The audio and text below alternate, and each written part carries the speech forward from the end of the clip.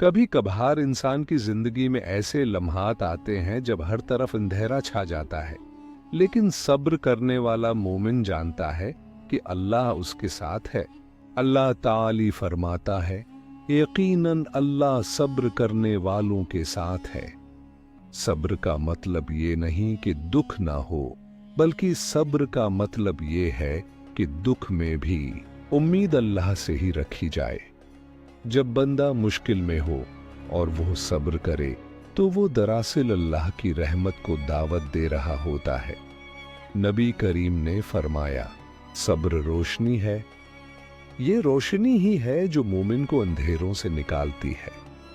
सब्र का पहला लम्हा ही सबसे कीमती होता है, क्योंकि यही वक्त इम्तिहान होता है। अल्लाह की मदद उन्हीं के लिए आती है जो मुश्किल में घबराकर हार नहीं मानते। जब तुम सब्र करते हो तो तुम्हारी खामोशी में अल्लाह की रिज़ा छुपी होती है। सब्र करने वाला शख्स अल्लाह के सबसे करीब होता है, क्योंकि वो शिकवा नहीं करता बल्कि शुक्र करता है। याद रखो, तुम्हारी आंखों से बहने वाला हर आंसू अल्लाह के इल्म में है, और सब्र करने वालों के लिए वो बेहतरीन बदला देने वाला है।